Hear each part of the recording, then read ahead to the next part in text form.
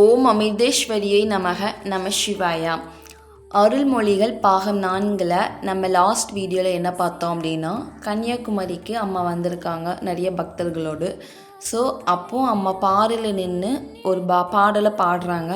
அதனை தொடர்ந்து நிறைய பக்தர்களும் பாடுறாங்க. அப்போ பாடும்போது எல்லாருமே மெய் சிலிர்த்து அந்த பக்தி பூர்வமாக ஆழ்ந்த உணர்வு நிலைக்கு போகிறாங்க அம்மா கூட சேர்ந்து. அதோடு முடிச்சோம் இல்லையா? ஸோ இன்றைக்கி அம்மா என்ன சொல்கிறாங்க அப்படின்னா, குரு பிரசாதம். ஓகேவா, என்னன்னு பார்க்கலாமா? ஸோ ஃபஸ்ட்டு ரீட் பண்ணுறேன், அப்புறம் என்னென்னு பார்க்கலாம். அம்மாவும் பக்தர்களும் கடற்கரையில் உள்ள தேவி கன்னியாகுமரியை தரிசிக்க சென்றார்கள். அந்த கோவிலின் தென்புறம் கடற்கரையில் மாயி அம்மா என்று பக்தர்களால் போற்றி வணங்கப்படும் ஒரு அவதூதை மகாத்மா வசித்து வந்தார். சில ஆண்டுகளுக்கு முன் அம்மா முதலாக கன்னியாகுமரி வந்தபோது அம்மாவுடன் வந்த பக்தர் ஒருவருக்கு நாய்க்குட்டத்தோடு வாழ்ந்து வந்த இந்த மகாத்மாவாகிய மாயி அம்மாவுடன் ஒரு சிறந்த அனுபவம் ஏற்பட்டது. அவரை பற்றி அதிகமாக யாருக்கும் தெரியாது. அவருக்கு 150 வயது இருக்கும் என்று சொல்கிறார்கள். அவர் பேசுவது இல்லை. எப்போதாவது பேசினாலும் அது பெரும்பாலும் புரிவதே இல்லை. அவர் உண்மையில் எந்த வகையிலும் புரிந்து கொள்ள முடியாதவராகவே இருக்கிறார். அம்மா முதல் முறை கன்னியாகுமரி போவதற்கு முதல் நாள் மேலே குறிப்பிட்ட பக்தர் அம்மா பகலுணவு சாப்பிட்டு கொண்டிருந்த போது அம்மாவின் அருகில் உட்கார்ந்திருந்தார். அப்போது சில பிரம்மச்சாரிகளும் அங்கே இருந்தார்கள். அந்த காலங்களில் அம்மா தான் சாப்பிடுவதற்கு முன் தன்னை சுற்றிருக்கும் எல்லோருக்கும் தன் கையாலேயே ஒரு உருண்டை சாதம் ஊட்டி விடுவார். எல்லோருக்கும் ஒவ்வொரு உருண்டை ஊட்டிக்கொண்டே வந்த அம்மா அந்த பக்தருக்கும் கொடுத்தார். மிகவும் கண்டிப்பான சைவ உணவுக்காரர் அந்த பக்தர். அம்மாவின் ஆசிரமம் மீன் பிடிக்கும் கிராமத்தின் நடுவே இருந்ததாலும் அந்த கிராமத்தில் பொதுவாகவே எல்லோரும் மீன் சாப்பிடுவார்கள் என்பதாலும் அம்மா கொடுத்த சோற்றை உருண்டையிலும் மீன் கலந்து இருக்குமோ என்று அந்த பக்தர் சந்தேகம் கொண்டார். எனவே அம்மாவிடமிருந்து பிரசாதத்தை வாங்கவே தயங்கினார். ஆசிரமத்தில் சைவ உணவே தயாரிக்கப்படுவதால் அந்த உணவில் மீன் கலக்கவே இல்லை. எனினும் அம்மா அந்த பக்தரிடம் பிரசாதத்தை வாங்கி கொள்ளும்படி வற்புறுத்தவில்லை. பக்தரும் வாங்கவே இல்லை. ஸோ அடுத்த நாள் அந்த பக்தரும் அம்மாவோடு கன்னியாகுமரி வந்தார். மாயி அம்மா மதிய உணவை சாப்பிடும்போது அவரும் அருகில் இருந்தார். மாயி அம்மா எல்லோருக்கும் பிரசாதம் கொடுத்தார். அந்த பக்தர் பிரசாதம் வாங்குகின்ற நேரம் வந்ததும் இதுவரை தான் எல்லோருக்கும் கொடுத்து வந்த சைவ உணவை அப்பால் ஒரு பக்கத்தில் வைத்துவிட்டு அருகே மூடி வைக்கப்பட்டிருந்த ஒரு பெரிய வறுத்த மீன் துண்டை எடுத்து அந்த பக்தரின் வாயில் திணித்தார். இதை யாரும் எதிர்பார்க்கவில்லை. மாயி அம்மாவின் பிச்சை பாத்திரத்தில் வறுத்த மீன் இருக்கும் என்று யாரும் நினைத்து பார்க்க கூட இல்லை. முதல் நாள் அம்மாவிடம் பிரசாதம் வாங்க மறுத்த பக்தரை தவிர மாயி அம்மா வேறு யாருக்கும் மீனை பிரசாதமாக தரவில்லை. எல்லோருக்குமே காய்கறிகள் கலந்த சோறே பிரசாதமாக கிடைத்தது. அந்த பக்தர் பயத்தால் முகம் வெளியேறி போய் வாயில் பற்களுக்கிடையில் மீன் துண்டு இருக்க உட்கார்ந்து விட்டார். ஸோ இதை பார்த்து சுற்றியிருந்த எல்லோரும் சிரித்தார்கள். அவரால் அதை விழுங்கவோ துப்பவோ முடியவில்லை. அவருக்கு என்ன செய்வதென்றே தெரியல. ஸோ இது கடுமையான சைவ உணவுக்காரராக இருந்ததாலும் இந்த மீன் புனிதமான பிரசாதம். கடைசியாக 2 கண்களை மூடிக்கொண்டு அந்த மீன் துண்டை விழுங்கிவிட்டார். பிறகு அவர் நினைக்கிறாரு, அம்மாவின் பிரசாதத்தை வாங்க மறுத்ததற்காக கடவுள் கொடுத்த தண்டனை இது எனக்கு அப்படின்னு சொல்லிட்டு ஒரு நல்ல பாடம் அப்படின்னு சொல்கிறார் அவர். அதாவது அம்மா கூட நிறைய பக்தர்கள் சேர்ந்து கன்னியாகுமரியில் உள்ள ஒரு தேவி தரிசனம், தேவியை பார்க்க போகிறாங்க. ஓகேவா, கன்னியாகுமரி தேவியை பார்க்க போகிறாங்க. அந்த கோவிலுக்கு தென்புறமாக ஒரு மாயி அம்மான்னு சொல்லிட்டு ஒரு மகான் இருக்காங்களாம். அவங்கள பார்க்க போகிறாங்க. ஸோ அப்போ இந்த அம்மா கூட முதலாக ஒரு பக்தர் அம்மா முதலாக கன்னியாகுமரிக்கு வந்தபோது ஒரு பக்தர் ஒரு நாய்க்கூட்டத்தோடு இருக்கக்கூடிய ஒரு மகாத்மா மாயி அம்மாவுடன் ஒரு சிறந்த அனுபவம் ஏற்பட்டதை பற்றி சொல்கிறாங்க. அவரை பற்றி யாருக்குமே தெரியாதாம். அந்த அம்மாவை பற்றி அவர் அம்மா கூட வந்திருக்காரு. இதுக்கு முன்னாடி அம்மா கன்னியாகுமரி பயணம் வந்தபோது அம்மா கூட ஒரு பக்தர் வந்திருக்காரு. ஸோ இப்போவும் அந்த பக்தர் அம்மா கூட வராரு. மாயி அம்மாவை பார்க்குறாங்க எல்லாருமே. அவங்களுக்கு வயசு கிட்டத்தட்ட ஒரு 150 வயசு இருக்குமாங்க. அவங்க பேசுறது யாருக்குமே புரியாதான். பட் பேசவே மாட்டாங்களாம் யார்கிட்டேயுமே அவ்வளோ ஈஸியாக. அந்த பக்தர் இருக்கார்ல, ஸோ அடுத்த நாள் கன்னியாகுமரி பயணம் பண்ணுறாங்க அப்படின்னா முதல் நாள் அம்மா கூட அந்த பக்தர் சாப்பிட்றாங்க எல்லாருமே. பிரம்மச்சாரிகள் அம்மா அந்த ஒரு பக்தர் இருக்கார், அம்மா கூட எல்லோரும் சேர்ந்து பகல் உணவு சாப்பிட்டுட்ருக்காங்க. ஓகேவா? ஸோ அப்போ சாப்பிடும்போது முன்னாடி காலத்துலலாம் அம்மா கூட எல்லாருமே ரவுண்டாக உட்காந்து சாப்பிடுவாங்களாம். அப்போ சாப்பிடும்போது அம்மா உருண்டை எடுத்து சாப்பாட்டோடைய உருண்டை எடுத்து எல்லா வாயிலையுமே ஊட்டி விடுவாங்களாம். அப்போது அந்த பக்தருக்கும் ஊட்டி விட போகும்போது அந்த பக்தருக்கு ரொம்ப சந்தேகமாக, ஏன்னா அந்த கிராமத்தில் எல்லாருமே மீன் சாப்பிடக்கூடியவங்க, ஆசிரமத்தை சுற்றி இருக்கக்கூடிய வீடுகள் எல்லாருமே மீன் இல்லாமல் அவங்களுக்கு சாப்பாடு இறங்காது. ஸோ அப்போது அவங்க மீன் சாப்பிடக்கூடியவங்கன்னு இவர் வந்து சுத்த சைவக்காரலாம், ரொம்ப ஸ்ட்ரிக்டாக இருப்பாரா சாப்பாடு விஷயத்தில், அதுவுமே சைவ பிரியர்னு சொல்லலாம். அப்போ அவரை வந்து சாப்பாடு விஷயத்தை அப்போ எப்படியாட்டும் அந்த மீன் கலந்துருப்பாங்களோ, அம்மா அந்த சாப்பாடு உருண்டையில் மீன் கலந்துட்டாங்கன்னா என்ன ஆச்சு அப்படின்னு சொல்லிட்டு அவர் ரொம்ப பயப்படுறாரு. அப்போ அந்த சாப்பாடை வாங்க தயங்குகிறாரு அம்மா கிட்டே இருந்து. அம்மாவும் அந்த பக்தர்கிட்ட நீ கண்டிப்பாக வாங்கிக்கோன்னு சொல்லிட்டு வற்புறுத்தலாம் இல்லை, அதனால் பக்தரும் வாங்கலை. ஸோ அடுத்த நாள் என்ன ஆகுது அப்படின்னா, அம்மாவோட சேர்ந்து பக்தரும் கன்னியாகுமரிக்கு அடுத்த நாள் பயணம் பண்ணி வராங்க. அப்போது அந்த மாயி அம்மாவை சந்திக்கிறாங்க. ஓகேவா?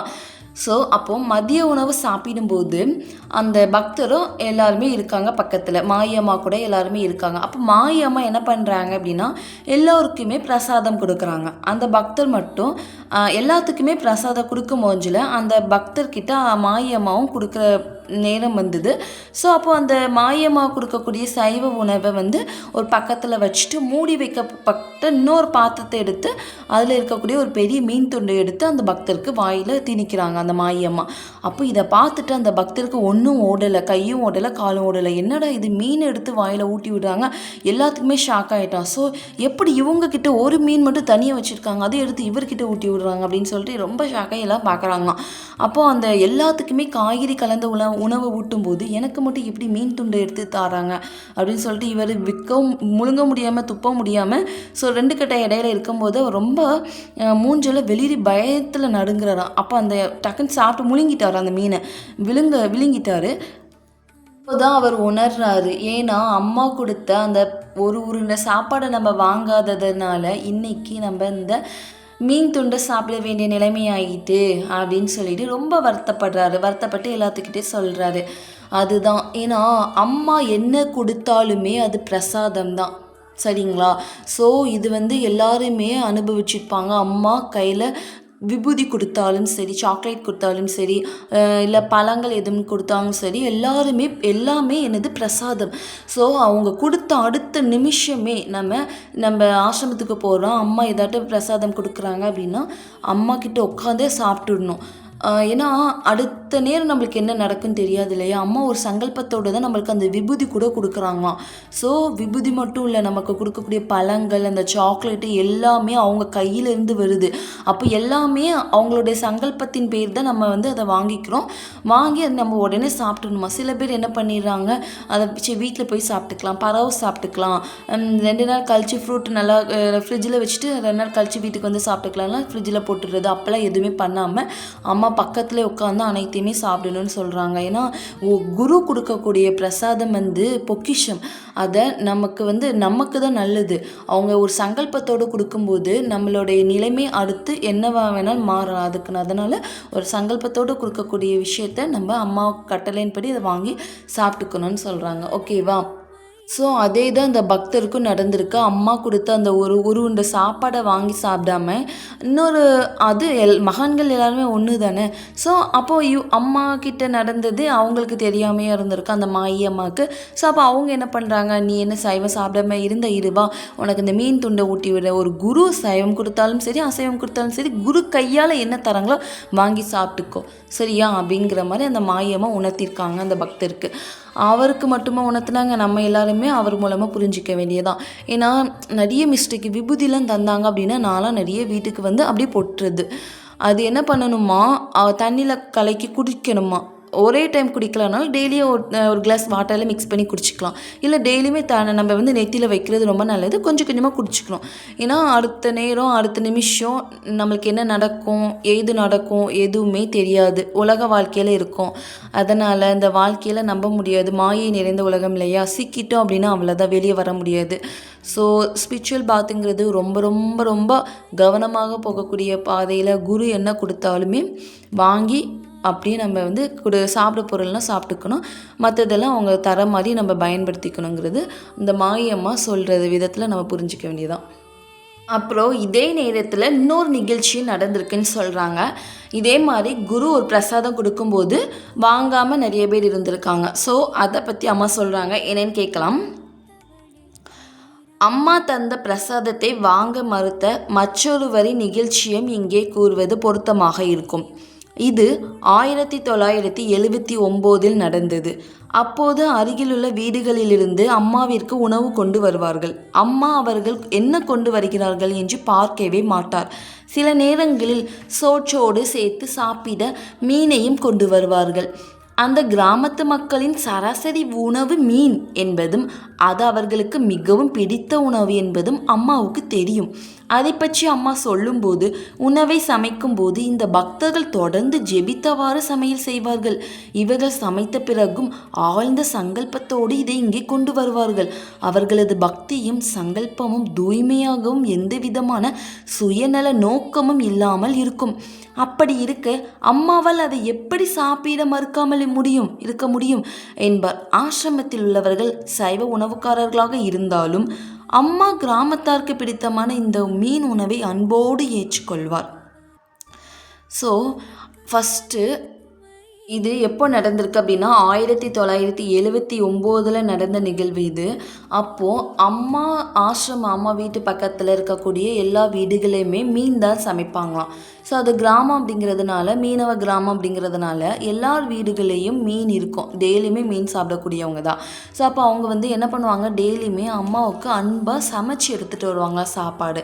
ஏன்னா அவங்க மீன் சாப்பிட்றதுனால அவங்க அம்மாவுக்கும் மீன் சமைச்சு தான் எடுத்துகிட்டு வருவாங்க. ஸோ அப்போ வந்து அவங்க வந்து எப்படி ஒரு பக்தியோடு சமைச்சு எடுத்துகிட்டு வருவாங்களாம், நாம ஜெப சொல்லிகிட்டே சமைப்பாங்களாம். ஒரு தூய உணர்வோடு பக்தி பூர்வமாக சமைச்சு அந்த உணவை அம்மா கிட்ட கொண்டு வந்து கொடுக்க, ஒரு சங்கல்பத்தோடு அம்மா சாப்பிடணும், ஒரு ஏக்கத்தோடு அந்த நம்ம செய்கிற அந்த உணவை நாம ஜெப சொல்லிட்டு அம்மாவை நினச்சிட்டே செய்யும் போஞ்சில் அந்த உணவை அம்மா கண்டிப்பாக சாப்பிடணுன்ட்டு அவங்க வந்து ஆசையாக சமைப்பாங்களாம். சமைச்சிட்டு வந்து அந்த உணவு கொடுக்கும்போது அம்மா எப்படி நான் வாங்காமல் இருப்பேன், என் பக்தி எவ்வளோ ஒரு உணர்வுபூர்வமாக நாம ஜெப சொல்லிட்டு என்னை நினச்சிட்டே அவள் சமைக்கிறா, இதை நான் வாங்காமல் இருக்கிறது அப்படிங்கிறது மாதிரி அவங்க வாங்கி சாப்பிடுவாங்களாம். மீன் சாப்பாடு அம்மா சாப்பிடுவாங்களாம். இதுதான் சொல்லியிருக்காங்க. அதாவது இதுவுமே நம்ம வந்து எது கொடுத்தாலுமே நான் செய்யலைம்மா அம்மா நீ செஞ்சுருக்க அப்படின்னு சொல்லிட்டு அம்மா கிட்டே ஏதோ கொண்டு போய் கொடுத்தாலும் அம்மா உடனே அக்செப்ட் பண்ணிப்பாங்க. அம்மா இது என்னோடது நான் உனக்கு தரேன் அப்படின்னா அம்மா அதை அக்செப்ட் பண்ண மாட்டாங்க. ஏன்னா இதில் நான் அப்படிங்கிற ஒரு எண்ணம் வந்து தலையோங்கி நிற்குது இல்லையா, அந்த கேரக்டர் அழிக்கிறதுக்கு தானே அம்மா வந்திருக்காங்க. ஸோ அப்போது நம்ம எது பண்ணாலுமே ஒரு அன்போடு தூய உணர்வோடு அம்மாவை நினச்சிட்டு எது பண்ணி கொடுத்தாலுமே அம்மா அதை அக்செப்ட் பண்ணுவாங்க. இல்லை நான் வந்து நார்மலாக உலக வாழ்க்கையில் ஈடுபட்டுட்டு அடுத்தவங்ககிட்ட பேசிகிட்டே ஒன்று பண்ணுறேன், இல்லை அம்மாவுக்கு ஒரு பக்தி பூர்வமாக எதுவுமே பண்ணாமல் கொண்டு கொடுத்தோம் அப்படின்னா அம்மா வந்து அதை அக்செப்ட் பண்ண மாட்டாங்க அப்படிங்கிறது இதில் நல்லா புரியுது. ஸோ அடுத்து என்ன சொல்கிறாங்க அப்படின்னு பார்க்கலாம். 2வது குறிப்பிடத்தக்க நிகழ்ச்சி ஒரு பக்தை அம்மாவின் தரிசனத்துக்கு வந்த போது நடந்தது. அந்த பக்தை அம்மாவின் அருகில் உட்கார்ந்திருந்த போது பக்கத்து வீட்டிலிருந்து பக்தை ஒருவர் அம்மாவிற்கு சாப்பாடு கொண்டு வந்தார். அவர் கொண்டு வந்த உணவில் மீனும் இருந்தது. அருகில் இருந்த பக்தைக்கு அம்மா ஒரு உருண்டை சோறு கொடுத்தார். அந்த பக்தை அம்மாவிடமிருந்து உணவு பிரசாதத்தை கையில் வாங்கி கொண்டார். ஆனால் சாப்பிடவில்லை. அவர் அங்கிருந்து சென்றதும் அம்மா அங்கு அமர்ந்திருந்த மற்ற பக்தர்களிடம் பாவம் அந்த மகள் அந்த பிரசாதத்தை சாப்பிடவில்லையே என்று கூறி வருந்தினார். அந்த பெண்மணி தன் வீட்டிற்கு சென்றதும் நோய்வாய்ப்பட்டார். எதை சாப்பிட்டாலும் குடித்தாலும் ஒன்றும் வயிற்றில் தங்கவில்லை. வாந்தியாக வெளியே வந்துவிட்டது. நாளுக்கு நாள் அவரது நிலைமை மோசமாகி கொண்டே வந்தது. அவரால் எதையும் சாப்பிட முடியவில்லை. இதனால் மிகவும் பலவீனமடைந்தார். பல வகையான மருந்துகளை சாப்பிட்டும் நோய் குணமாகவில்லை. 1 வாரம் அப்படியே கழிந்தது. திடீரென்று அவருக்கு ஒரு நாள் அம்மா தந்த பிரசாதத்தை தான் சாப்பிடாத காரணத்தால் தான் தனக்கு இந்த நோய் வந்தது என்று தோன்றியது. உடனே அவர் ஆசிரமத்துக்கு வந்தார். அவர் ஆசிரமத்தின் குடிசைக்குள் நுழைகின்ற நேரம் அம்மா மற்றொரு பக்தையிடம் சொல்லுகின்ற வார்த்தை அந்த பெண்மணியின் காதிலும் விழுந்தது. அம்மா, குருவே கடவுள், குரு எதை கொடுத்தாலும் அதை அளவற்ற பக்தியோடும் புனித உணர்வோடும் வாங்கி கொள்ள வேண்டும். அது ஒன்றுக்குமே உதவாத நிலை. மதிப்பில்லாத ஒரு சில கல்லாகவோ வெறும் புல்லாகவோ இருந்தாலும் அதை விலை மதிக்க முடியாத பெரும் பொருளாக ஏற்றுக்கொள்ள வேண்டும். எதுவாக இருந்தாலும் குருவின் பிரசாதத்தை ஒருவர் மறுக்கவே கூடாது. சாதாரண மனிதர்களுக்கு குரு எந்த சங்கல்பத்தோடு அந்த பிரசாதத்தை தருகிறார் என்பது தெரியாது. சத்குருவிற்கு என்ன கொடுக்க வேண்டும், எப்போது கொடுக்க வேண்டும் என்பது நன்கு தெரியும். எனவே குரு எது கொடுத்தாலும் அதை ஏற்றுக்கொள், பிரசாதத்தை ஒருபோதும் மறுக்காதே என்றார். அம்மா பாருங்க, அதாவது ஒரு பக்தை அம்மாவின் தரிசனத்துக்கு வராங்க. அப்போது அம்மா பார்க்கும்போது சாப்பாடு கொண்டு வராங்க. சாப்பாடு மீன் சாப்பாடு, சரிங்களா? ஸோ அப்போ அந்த மீன் சாப்பாடு பக்கத்தில் நிறைய பக்தர்கள்லாம் இருக்காங்க. அதில் ஒரு பக்தைக்கு அம்மா வந்து சோறு உருண்டை பிடிச்சி அந்த பக்தைக்கு இன்னொரு பக்தைக்கு அம்மா கொடுக்குறாங்க. அதை அந்த பக்தை கையில் வாங்கிக்கிறாங்க. வாங்கிட்டு சாப்பிடலையாம். அதை அப்படியே வீட்டுக்கு கொண்டு போகிறாங்க. ஸோ அப்போ அம்மா வந்து கொண்டுட்டு போகிறாங்க இல்லையா, அம்மா என்ன சொல்கிறாங்க, பாவம் அந்த பக்தை அப்படின்னு சொல்கிறாங்க. அந்த பிரசாதத்தை சாப்பிடவில்லையே அப்படின்னு சொல்லிட்டு ரொம்ப கஷ்டப்பட்டாங்களா, வருந்திக்கிட்டாங்க அம்மா. ஸோ அப்போது அந்த பெண்மணி அவங்க வீட்டுக்கு போனதுமே ரொம்ப நோய்வாய்ப்பட்டு ரொம்ப கஷ்டப்பட்டாங்க. எதுவுமே சாப்பிட முடியலையா, எதுவுமே குடித்தாலும் வாமிட்டு, ரொம்ப மருந்து மாத்திரைகள்லாம் எடுத்தாலுமே அவங்களுக்கு அந்த நோய் குணமாகவே இல்லை. ஒரு வாரமாகியும் அவங்களால தண்ணி குடித்தாலும் வாமிட்டு, எது சாப்பிட்டாலும் வாமிட்டு, இப்படியே ரொம்ப நிலைமை மோசமாயிட்டே போயிட்டுருக்கு 1 வீக்காக. அப்போ என்ன ஆகுது, திடீர்னு தான் அவங்களுக்கு ஒரு யோசனை வருது. அம்மா அன்னைக்கு ஒரு உருண்டை பிரசாதம் நமக்கு கையில் கொடுத்தாங்களே, அது சாப்பிடாததுனால தான் நம்மளுக்கு இன்றைக்கி இவ்வளோ கஷ்டம் போல், இந்த நோய் வந்து நம்ம இவ்வளோ சீரழிகிறோம் அப்படின்னு சொல்லிட்டு திடீர்னு ஒரு ஞாபகம் வந்ததுனால உடனே விழுந்து ஆசிரமத்துக்கு ஓடுறாங்களாம். ஓடி வந்து அந்த மிந்தியில் குடிசை தானே, ஸோ அப்போ ஆசிரமத்துக்கு அந்த குடிசையில் நுழைஞ்சதுமே அம்மா இன்னொரு பக்தை கிட்ட சொல்லிட்டு இருக்காங்க. ஆசிரமத்தில் அந்த குடிசையில் இருந்து இன்னொரு பக்தை கிட்ட சொல்கிற வார்த்தை அந்த பெண்மணிக்கு ரொம்ப காதில் அப்படி விழுந்துதான். என்ன சொல்கிறாங்க அப்படின்னா, அம்மா என்ன சொல்கிறாங்க அப்படின்னா, குருவே கடவுள், குரு எதை கொடுத்தாலும் அதை அளவற்ற பக்தியோடு புனித உணர்வோடு வாங்கிக்கணும் அப்படின்ட்டு அம்மா சொல்கிறத இந்த வெளியிலேருந்து ஓடி வந்த பக்தி வந்து காதில் விழுந்துருச்சு. அப்போது ஒன்றுக்குமே உதவாத விலை மதிப்பில்லாத ஒரு சிறு கல்லோ புல்லோ எது கொடுத்தாலுமே அதை வாங்குகிற பாக்கியம் நமக்கு வேணும். அதை வாங்கி நம்ம பயன்படுத்திக்கணும். எது கொடுத்தாலும் அதை மறுக்கக்கூடாது. அது சாதாரண மனிதர்களுக்கு குரு ஒரு சங்கல்பத்தோடு அந்த பிரசாதத்தை தான் தருவாங்க அப்படிங்கிறத அம்மா வந்து ரொம்ப சத்தமாக குடிசையிலேருந்து சொல்கிற இதை இந்த பக்தை வந்து வெளியிலேருந்து வராங்களே அவங்க காதில் விழுந்துருச்சு. உடனே அம்மா கிட்ட விழுந்து காலில் விழுந்து, அம்மா என்னை மன்னிச்சிடுமா, என் தப்பு தான், நான் தப்பு பண்ணிட்டேம்மா, நீங்கள் அன்றைக்கி கொடுத்த பிரசாதத்தை நான் வாங்காமல் இருந்தது என் தப்பு தான்ம்மா, என்னோடய அறியாமை தான்ம்மா, என்னோட அறியாமை நீங்கள் மன்னிச்சிடுங்கம்மா அப்படின்னு சொல்லிட்டு ரொம்ப அழுது கெஞ்சினாங்களாம். அப்போது அம்மா என்ன பண்ணுறாங்க அப்படின்னா, ஒரு சிறிய வாழைப்பழத்தை எடுத்து பழத்தை தொலி விரித்து அவங்களுக்கு வாயில் ஊட்டி விட்டாங்களாம். அப்போது அதுக்கப்புறம் என்னாச்சு அப்படின்னா, அவங்க ரொம்ப சந்தோஷமாகி அவங்களுக்கு வாந்தி நின்றுச்சு. ரொம்ப டோட்டலாக சேஞ்ச் ஆகிட்டான். அந்த வாழைப்பழம் சாப்பிட்டோடனே அவங்க உடல் பரிபூரணமாக குணமாயிட்டான். அந்த ஒரு வாரம் அவங்க பட்ட கஷ்டம் அந்த வாழைப்பழம் சாப்பிட்ட அடுத்த நிமிஷமே குணமாயிட்டான். அப்போ பாருங்கள், குரு ஒரு பிரசாதம் கொடுத்தா உடனே சாப்பிடணும். இதன் மூலமாக ஒரு சத்குரு கிட்டே நம்ம எப்படி நடந்துக்கணும் அப்படின்னு சொல்லிட்டு எல்லாத்துக்கும் தெரிஞ்சிருக்கோம். ஸோ அடுத்து என்ன சொல்கிறாங்கன்னு பார்க்கலாமா. கோவிலுக்கு செல்வதிலும் மற்றும் பல இடங்களுக்கு செல்வதிலும் அந்த நாள் முடிந்தது. அம்மா காலையில் சென்று ஆசிரமத்திலிருந்து சுவாமி வேண்டிக் கொண்டதற்கிணங்க மாலையில் அவருடைய ஆசிரமத்துக்கு சென்றார். மாலை 5 மணிக்கு பஜனை துவங்குவதற்கு முன்பு சுவாமி அம்மாவை பற்றி சில வார்த்தைகள் பேசினார். இன்றும் இந்நாட்டில் ஜீவன் முக்தர்களும் அவதார புருஷர்களும் இருக்கிறார்கள். அம்மா கடவுளின் அவதாரமே, ஆனால் ஜனங்களுக்கு இதனை காண்கின்ற பார்வை இல்லை. முற்பிறவியில் புண்ணியம் செய்யாதவர்கள் இதை உணர்ந்து கொள்ளாமல் இவர்களை பற்றி அவதூறு சொல்லிக்கொண்டு திரிவார்கள். அதன் மூலம் இந்த மகாத்மாக்களை மற்றவர்கள் அறிந்து கொள்ளவும் வழிபட்டு பயனடையவும் தடையாக நிற்பார்கள். இது மிகவும் துக்ககரமான விஷயம். பஜனை 1 மணி நேரத்திற்கு மேலாக நீடித்தது. அம்மா அப்போது ஒரு பாடிய பாடல்களில் ஒன்று. ஸோ ஒரு பாடல் பாடுறாங்க. அடுத்து அந்த பாடல் முடிஞ்சதும் எல்லாருமே தங்கள் ஏற்பாடு செய்திருந்த இடத்திற்கு திரும்பினார்கள். அம்மாவும் அவர்களுடன் திரும்பினார். ஆனால் உள்ளே செல்லாமல் வெளியிலேயே தெய்வீக பாடலை பாடியபடி இருந்தார். இப்படிப்பட்ட நேரங்களில் தன்னை சுற்றி யாரும் இருப்பதை அம்மா விரும்புவதில்லை. எனவே எல்லோரிடமும் இருந்து தனித்து சற்று தொலைவில் இருந்த வேப்ப மரத்தடிக்கு சென்று அமர்ந்தார். இரவு மணி 10. அந்த இடம் முழுவதும் நிறைய பேர் இருந்த போதிலும் அங்கு மிகுந்த அமைதி நிலவியது. அரை மணி நேரம் கழிந்தது. எல்லோரும் படுக்க செல்வதற்கு முன் அம்மாவை மறுபடியும் ஒரு முறை தரிசிக்க முடியும் என்ற நம்பிக்கையில் வெளியிலேயே காத்து கொண்டிருந்தார்கள். அவர்களது விருப்பத்திற்கும் பிரார்த்தனைக்கும் செவி சாய்ப்பது போல் காயத்ரி மோல் எல்லோரையும் இங்கே கூப்பிடு என்று அம்மாவின் குரல் இருட்டிலிருந்து கேட்டது. காயத்ரி இதை அவர்களுக்கு சொல்ல வேண்டிய அவசியம் ஏற்படவில்லை. ஏன்னா அம்மாவின் குரல் கேட்டதும் எல்லோரும் அளவற்ற ஆனந்தத்தோடு அம்மாவை நோக்கி ஓடினர். இயன்ற அளவு அம்மாவின் அருகில் உட்கார அனைவரும் முயன்றனர். எல்லோரும் உட்கார்ந்ததும் சிறிது நேரம் ஆழ்ந்த அமைதி நிலவியது. பிறகு அம்மாவின் அன்பு மயமான குரல் ஒலித்தது. குழந்தைகளே, நேரம் அதிகமாகிவிட்டது. யாருக்காகவும் களைப்பாகவும் கஷ்டமாக இருந்தால் அவர்கள் மேலும் சிரமப்பட வேண்டாம். போய் ஓய்வெடுத்து கொள்ளலாம். அம்மா கூப்பிட்டு விட்டனே என்பதற்காக யாரும் இங்கே உட்கார்ந்து கஷ்டப்பட வேண்டாம். அம்மா எல்லோரையும் ஒருமுறை பார்க்க விரும்பினேன், அதனால் தான் கூப்பிட்டேன் என்றார். யாரும் எழுந்திருக்கவில்லை. அவர்களது மனம் எவ்வளவு நேரம் அம்மாவின் அருகில் இருக்க முடியுமோ அவ்வளவு நேரம் இருக்க மிகவும் ஆசைப்பட்டது. அந்த டே அப்படி போயிடுச்சு இல்லையா. அடுத்த நாள் என்ன பண்ணுறாங்க, ஈவினிங் பஜனை ஸ்டார்ட் ஆகிறதுக்கு முன்னாடி ஒரு சுவாமி அம்மாவை பற்றி சொல்கிறாங்க. என்ன சொல்கிறாங்க அப்படின்னா, இந்த உலகத்தில் நிறைய ஜீவன் முக்தர்கள் அவதார புருஷர்கள்லாம் இருக்காங்க. ஆனால் அது யார் கண்ணுக்கும் அவ்வளோ சீக்கிரத்தில் தெரியறதில்ல. ஏன்னா முற்பிறவியில் புண்ணியம் செய்யாதவங்க தான் இதை உணராமல் அவங்கள அவதூறாக பேசிட்டு திரிவாங்க. அவங்கள பொருள் பேசுவாங்க, குறை சொல்லுவாங்க. ஆனால் அவங்கள உணர்ந்து அவங்க வழியில் முன்னேறி செல்கிறவங்களையும் இவங்க முன்னேற விடாமல் தடையாக நிற்பாங்க. இது ஒரு துக்கமான ஒரு விஷயந்தான் அப்படின்னு சொல்லிட்டு அம்மா முன்னாடி அவர் சொல்கிறாரு.